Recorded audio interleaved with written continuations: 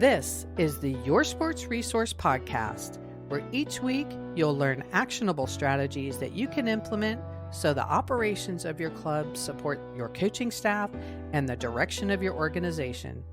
We are committed to excellence in youth sports leadership. Let's get started. Hello, and welcome to the Your Sports Resource Podcast. My name is Renata Porter, and I really appreciate you choosing to listen to our podcast. I'm still building this audience, and to be honest, sometimes I do question if I'm doing the right thing by spending all this time creating episodes. But I have to say, I was talking to a prospective client last week, and they told me that they listen to the podcast and that they really enjoy what I'm doing. So just getting that little bit of feedback has been tremendously uplifting. So for those of you who listen, I really do appreciate you. All right, today I want to talk about something that can be a tricky situation. I read this quote some weeks back and it really stuck with me. I don't remember where I saw it, probably LinkedIn or Instagram, but the statement was this: sometimes the most loving thing you can do as a leader is to help someone realize the impact their negativity is having on other people. For me, I related this to work or business. I'm the type of person who is also not afraid to use the word love when referring to my team. But if it bothers you, swap out loving to important or responsible. So let me read that again. Sometimes the most important thing you can do as a leader is to help someone realize the impact their negativity is having on other people. As a leader, it's not always easy to confront your team members about their behavior, especially when it's causing problems for others. Negativity in the workplace can be toxic, and it's the leader's responsibility to ensure that the team members are contributing positively to the environment, thus creating a great culture. When a person's behavior is causing problems for others, it can affect team morale, productivity, and even lead to turnover. As a leader, it's your responsibility to address such issues before they escalate. Now, when I say leader, the logical line you're going to draw is to head coach or associate head coach or board member. But I would also consider situational leadership in this instance. A situational leader is when someone steps up in the moment, whether they wear the title or not. So if you know someone who behaves in this way at work and you have a decent enough relationship, maybe you can be the one who steps up and has a conversation with this person. Even though it's not easy to challenge someone about their behavior, especially when it's negative, avoiding the issue can just make it worse. And I know you know this. So approach the situation with empathy and kindness. If you come in hot, it's really going to go sideways, especially if you want this person to stay and continue to add to the team in the areas that they do well. So you want them to hear you and make changes for the better. Start by acknowledging the person's strengths and contributions to the team.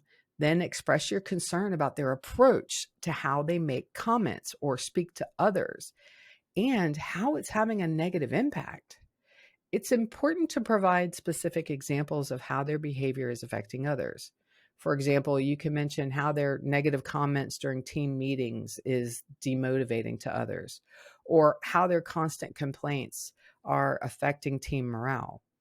And I would drill down even further. Use words they use and talk about the tone they're speaking in. That's also a big differentiator.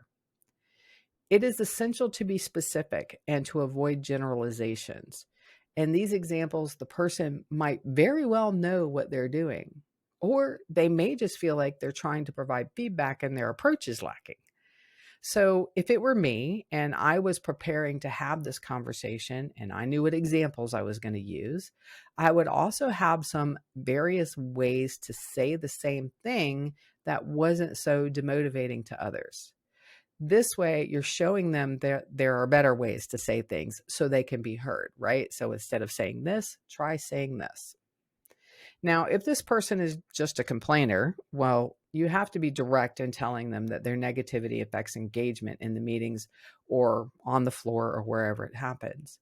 Instead of having a truly collaborative experience, the meeting ends up being a talking head, just you talking with no engagement because everyone is just anxious to get out of the room. Now, on the flip side, you have to be open to feedback from them. Most likely, you're going to be met with a complaint or a negative statement because, well, that's their MO. So you have to be prepared to listen to what is said and then follow that negativity with, again, this isn't how we expect people to work together.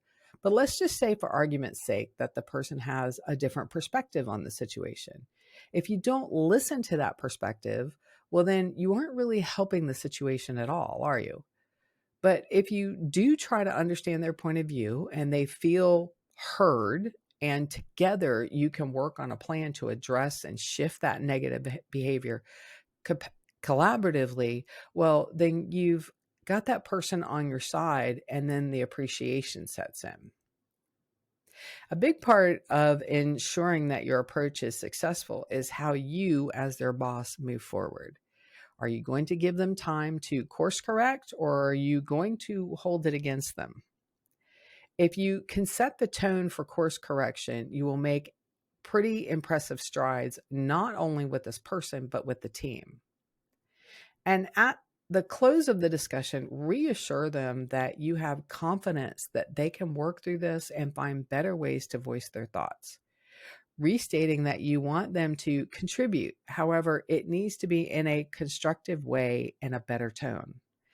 And then when they do the right things, even if it still doesn't land with others, smile at them, reassure them, and offer encouragement that they are attempting to modify their behavior. In all honesty, your staff have probably been getting more of an earful than you have. So they are going to take more time to be convinced that this person is going to change. So if you let the person know that they are on the right path, it will help them to continue to do the right things, whether the team sees it or not. Additionally, follow up with them in your one-on-ones. Make it a point to ask how they're progressing on this and if they need any support from you. What I witness in clubs and university programs who are dealing with a negative person is that they completely avoid the situation. I get that it may feel easier to not argue or deal with the problem, but as the head coach or board member, whatever have you, you have to let the rest of your team know that you want to create a culture of collaboration and working positively with one another. And if you ignore the problem, it's that old bad apple spoiling the bunch scenario. Besides, what I don't understand is, why would you choose months on end of crappy behavior and disappointment from the rest of your team over 60 minutes of a direct conversation? It makes no sense. One is quick and over with, and the other is dragging it out. All right. To sum up, helping someone realize the impact of their negativity on others can be a really powerful tool to improving team dynamics and creating a positive work environment.